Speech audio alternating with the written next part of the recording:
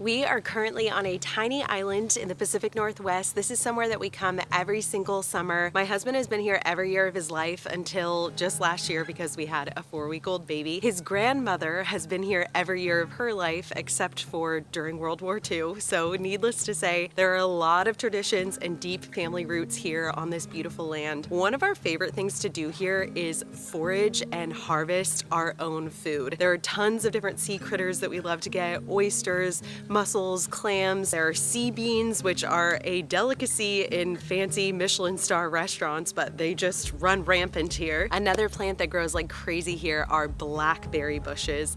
They are everywhere on this land, which is such a special treat whenever we're walking around. We can just pick them as we walk and enjoy them throughout the day. But we also love to pick them and make jams. I think we're gonna actually pickle some this year, which will be really fun. So we have lots of exciting adventures ahead of us.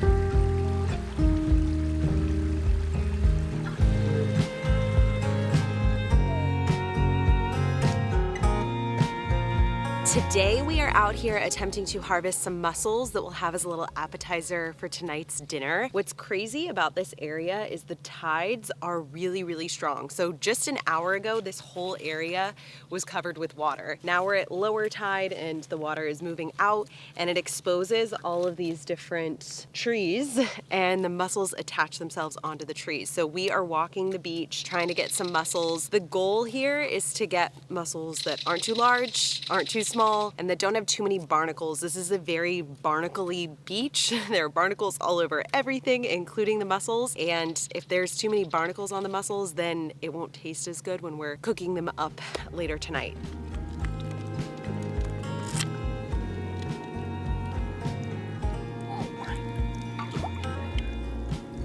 Okay, so all of these are mussels, but as you can see, lots of barnacle action going on. Here's what a nice sized mussel looks like up close. Not too big, not too small. They attach themselves to the fallen trees via these little like beardy guys. So you have to kind of tug pretty hard in order to actually get them off of the tree.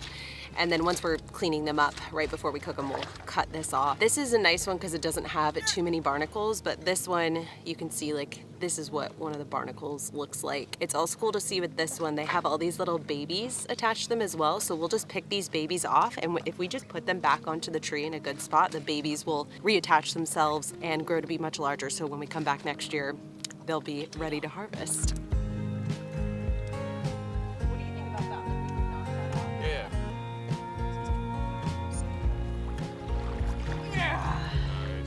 Gloves also very necessary because look sometimes you gotta pull with a lot of force and it can really hurt on these barnacles.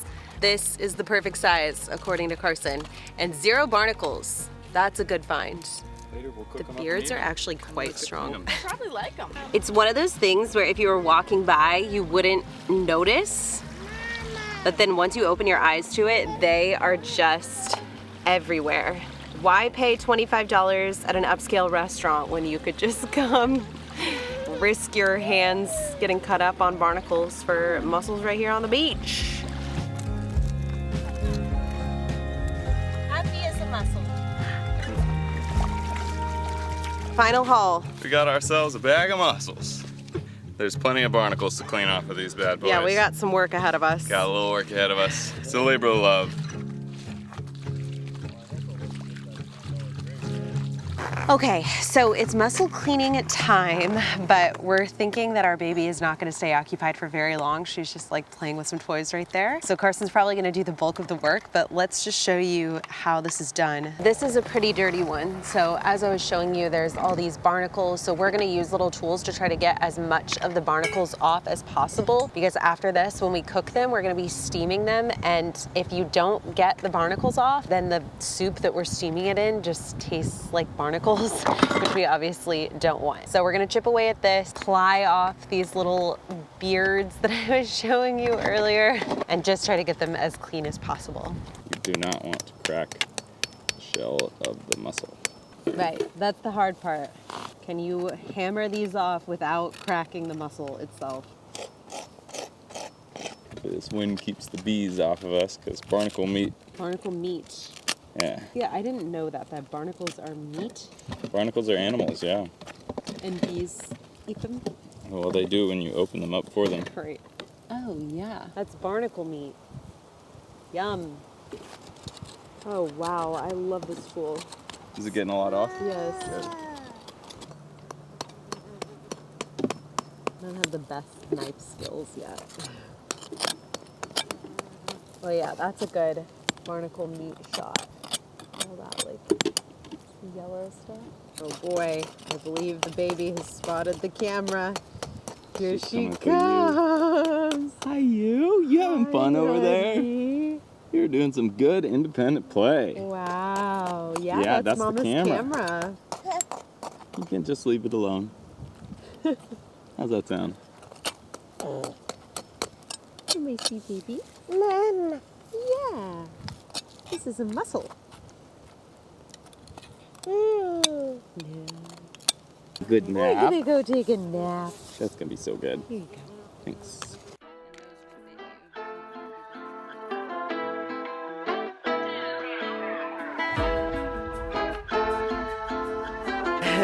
Cooking with a view. Here is the plan for cooking the mussels. We've currently got onion, garlic, butter, and some white wine sizzling away. We're gonna add the mussels into that, and we just put them in for 2 or 3 minutes, and then they pop open as they're steaming. Then we'll take those out, add some herbs, and create a nice, delicious sauce, and then we'll put all the sauce onto the mussels and enjoy them with the family.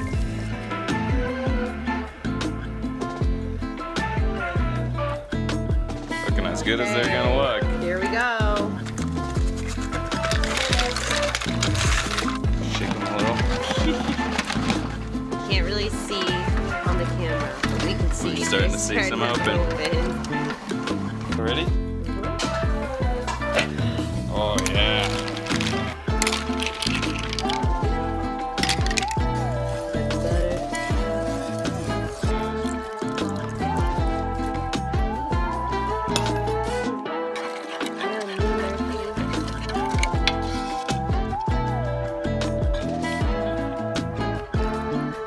Michelin star material.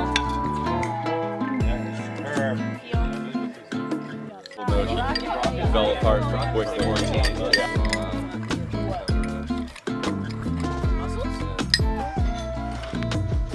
Nice work, chef.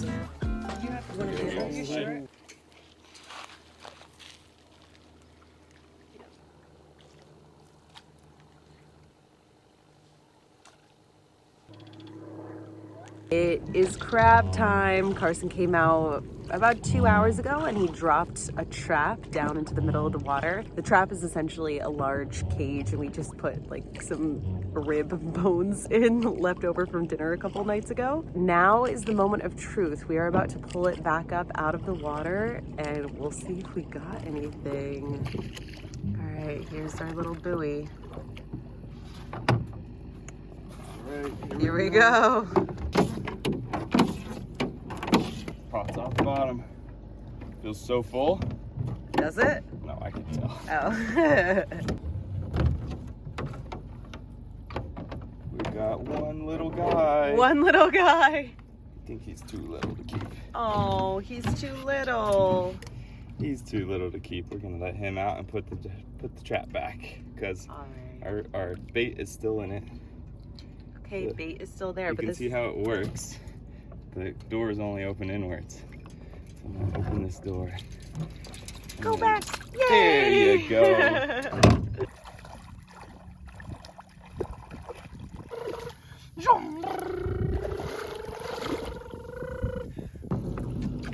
It is a few hours later. We've been recreating. I am seeing that I'm looking just glorious with a new coat of sunscreen on, but we're going back out to check the crab traps again. Let's see what we've got. Here we go. Is she heavy? Oh yeah, I think she just came off the good bottom. Oh yeah. So heavy. Oh. Whoa! Oh my We gosh! got one. Wow! That's a big one. That's good eating right there. Look Oh at those my claws. gosh. Wow. It's Beautiful. Good looking bone. Oh. So now what? Well, now we're gonna take him back. We'll put him in a bucket with some water, keep him alive and cool. We'll set the trap and I'll bring him back out because ideally we get more than one crab. Gotta keep an eye on this guy. He's gonna come. I know he's gonna get get you. Well, we must say thank you to the crab. Yes. Thank you, crab. Thank you, water. Thank you, water. See, now that we've done this, I'm feeling sad. And Carson just asked, should we put it back? But this is the thing, is that you can't eat meat, and then when you are faced with the task of actually harvesting that meat, all of a sudden have a guilty conscience about it. I always think that this is actually really beneficial to us to get more closely connected to the food that we're eating. And of course, definitely thank the waters where it comes from. Thank the animal for sacrificing itself for us. But yeah, it's a tricky thing. This is part of why we really want to prioritize eating local foods in general, is because, you know, we want to know that the animals have had a good life. And we also don't make a distinction between plants and animals. Like, the plants are living too, and that has always really sat with us. Like, we always like to think whatever it is that we're eating, regardless of whether it has a brain or not. But plants do have brains. Yeah, they just their different. Intelligence is very different. Their intelligence is very different. All right, is there anything else you want to say on this? Family in the background. I think you put it well. It is a complex emotion to take an animal's life, to eat it, but that's important. It's important to sit with that. And it's important to, you know, take this opportunity to become closer to the reality that we do this every day. It's not just us who does this. Like, this crab also is taking other lives as well, you know? That's just the circle of life. We've created a food system that allows us to not have to face that reality, but that is the reality. Right. It's good to know where your food comes from. Oh yeah, huge. So I'm just gonna dump him in this bucket of water. He's pretty big. Your mom brought up something important as well, which is this is why we like to try to eat nose to tail as well. It's about honoring the animal. Honoring the full animal. So we will eat this claw to claw. Everyone's eating the two claws. They're gonna eat the rest of it too. Here we go. Third time out to go catch the trap this afternoon. Murphy and I had a little contact nap in a hammock. It was lovely. And while we were doing that, Carson and his dad and his brother actually went out and were trying to get crabs while the tide was super low, just with shovels. And they managed to catch 2, and they actually have barnacles on them, which is crazy. That really drives home how many barnacles there are in this region. Now, you might be wondering, why are you still trying to get more crabs?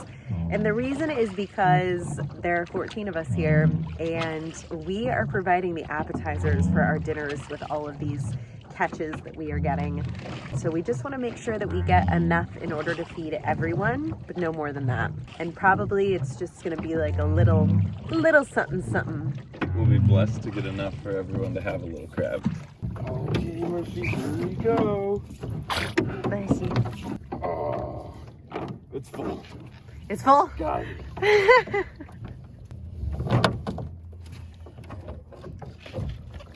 Whoa! Well, Hey. One guy was so small he fell right out. Yeah. Oh, there's 2 over here. Oh my gosh. Ah! So really, there's just one. Yeah, because that One guy one's in still here who's big too. enough. We gotta get the little guy back. Get out of here, little guy. Yay! There we go. 4 crabs in total, but they're large. It'll be a small appetizer. I want to put this out one more time. What do you think? All right. It's also worth mentioning that the reason we are checking the trap so regularly is because if we leave them for too long, a couple of things could happen. A, starfish will sneak into the trap and eat the crabs. Or sometimes the really large crabs eat the smaller crabs, which is kind of messed up, but Yeah, they just bite each other and ruin the meal for everyone. yeah, they ruin the meal for everyone. So we want to, give it enough time that some crabs get into the trap, but not so long that they get eaten by other critters, including their own kin. Got our crabs. Here we go. Here we go.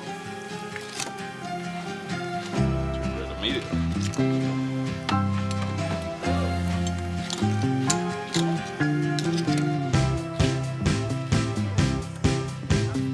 So Carson made this sauce as an option for the crabs. What's in it? Horseradish, mayonnaise, and lemon. And then we're gonna make a little butter lemon sauce as well. Barnacle boy. Wow, look at that. Ooh!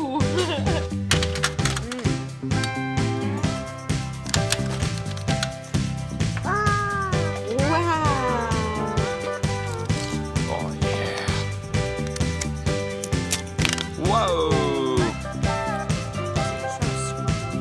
You wanna try this crab? This is for you, Murphy. Yeah, and we have a butter lemon sauce and a horseradish sauce. Yeah.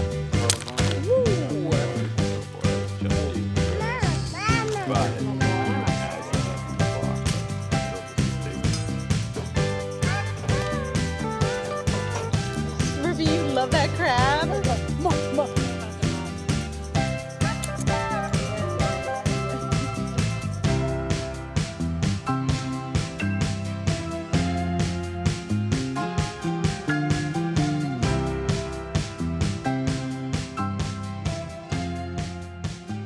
morning. So today we are out here harvesting sea beans. Carson's grandma actually told us that traditionally these have always been called pickleweed, but they've really become popular in the restaurant scene in the past decade or so, and I guess they rebranded them to be sea beans because that just sounds more attractive on a menu.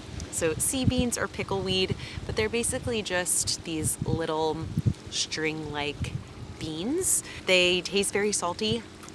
They're like a green with salt on them. Again, the tides are wild here, so the water was covering these beans just about an hour ago, so they definitely have the salt from the water, but they are everywhere here. So we're just going through and picking some of these. We're gonna combine them with blackberries in an old pickle jar that we have and do like a little quick pickle, and we'll put them onto our dinner tonight, which is a pheasantjon that we're having. It's like a chickpea deliciousness.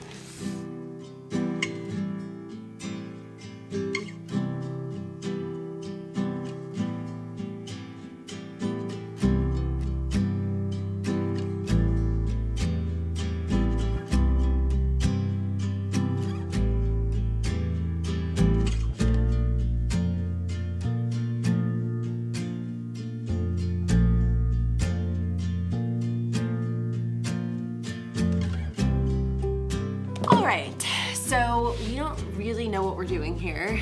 Here is our jar of pickle juice, and we are just gonna pour these in. It's about 10 a.m. right now, so hopefully by the time we have dinner tonight, it'll be all tasty and pickly. It might be a totally failed project. We will see.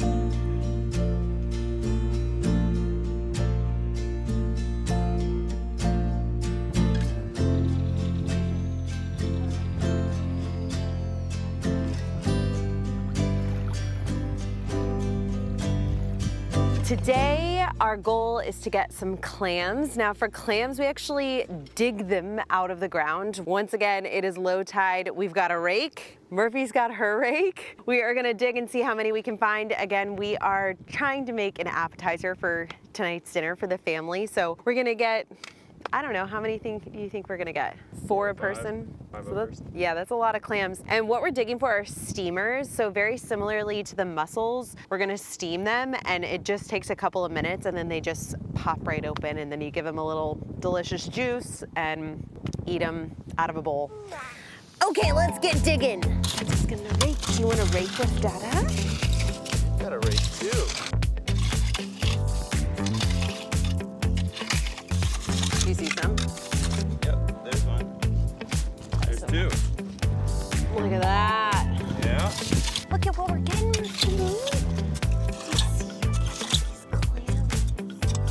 Look at how cool this is. Isn't that so beautiful? It's so easy to get clams, actually. I mean, we've been only digging for 2 or 3 minutes and we already have like 10 of them. But I just think the shells are so beautiful. They're all very unique. This is a cute little baby one. We would never take this one, but it's fun to see how small they are. The main thing that we have to look out for whenever we're digging for clams is that they are actually alive. So this one, it looks like it would be alive, but when you open it up, it's just mud inside. So we call these mudders. Usually when they're alive, they do a little like snap. You can see water spurt out of them. But yeah, I just always think these are pretty funny to look at / disappointing. Oh my gosh. So many amazing ones. Yeah.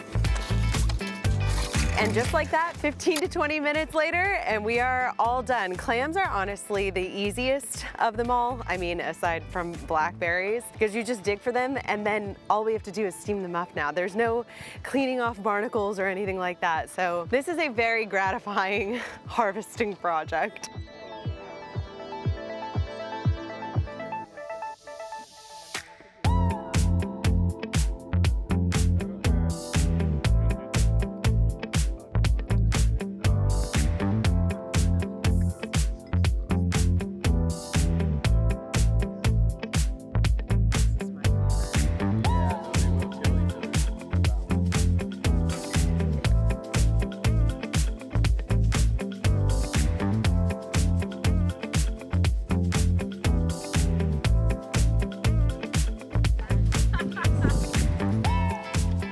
Alrighty, it is oyster time. Oysters are my absolute favorite. We are currently in a field of oysters and unfortunately a lot of them are dead. These are really just strewn across the sand. Again, once the tide is low, you can walk along the beach and find them. However, you want to harvest oysters when there's a little bit of water over them at least, just because when they're underwater, they're kind of naturally cleaning themselves. If they've been roasting on a hot beach for many hours when you harvest them, they can be kind of gross. In the past, we've actually come over in a boat and dove for them, which is always very fun and adventurous, but this year with the way that the tides are timing out, it just makes more sense to walk along the beach. So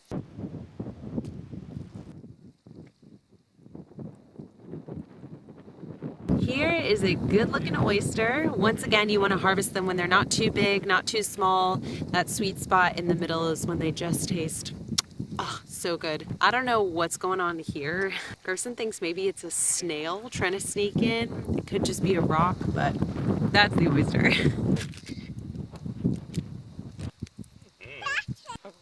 Oh yeah, we've got quite a few. Yeah, that looks... It's hard to tell. That one. Different color. That's just because they're wet. It's 11, 12. So that's two for two apiece. person. Yeah, still be alive. That was actually a very successful harvest. We got, I think 15 in total, but we narrowed it down to 12. We have a little bit of a smaller group tonight because some of our family left earlier this morning. We were discussing how we don't feel as bad taking 2 per person as opposed to 1 per person with these oysters specifically, because these were actually planted here. They're not a natural part of this ecosystem, as opposed to the crabs where we definitely didn't want to take more than just a little bit per person. This, it's less natural. They were planted and they don't naturally produce. So that's why I was kind of joking about a graveyard worth of oysters, because they were planted many years ago. A lot of them have died. They've been harvested. We'll probably only be able to harvest oysters here for a few more years before they're just totally out. From here, we just have to pry them open, which does take a good amount of work, a little bit of muscle, but once we get that done, we just enjoy fry them raw with a little bit of sauce and lemon, and oh my gosh, such an oyster fan. Those are some tools that are maybe not for you. Let's shuck some oysters. Orange is a fully naked baby. So you essentially use a tool like this to try to pry the oyster open. And sometimes it takes a little extra tool work with a little hammer here. Once we get one open, I'll be feeling better. Can he get it? We need gloves. We do. Let's run around, huh? You want to run around? There we go. Woo! I think the knife just isn't quite strong enough for these big ass shells. Ooh, there we go. Monster of an oyster. Wow. Been a village day in Brazil. All right, the update is that they are not looking very appetizing because they are super, super large. Ooh. There's good juice in that one. They're just like a little too big. You would not get this at a restaurant, I don't think. Do you want to try one for the camera? I guess I could. I mean, I usually like a little lemon, but we're gonna be serving them to a group, so I guess, ooh. Probably check if we even want to continue. Honestly, what are you doing, honey? I can't have it in one bite. You know, normally you would just sip it up. Busy making the world's least appetizing plate of oysters. Hi! Okay. Why am I like love oysters, and I just really, these just I guess are extra, extra large. Well, just try it and like see if it fills your cup. Okay. If not.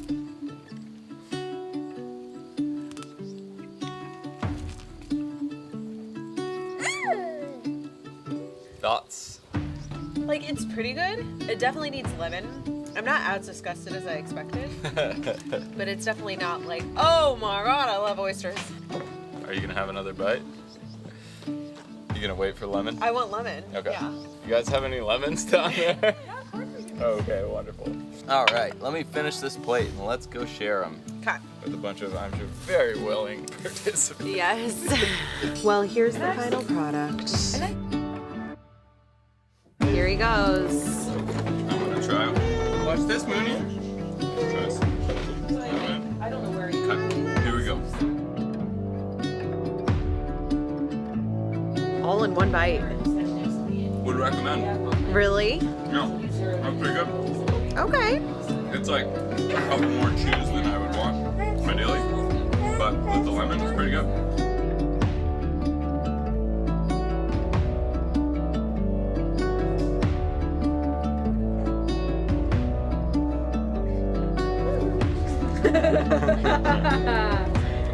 A lot more goo than I'm used to.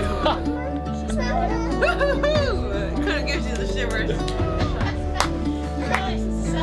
Personally, would not recommend.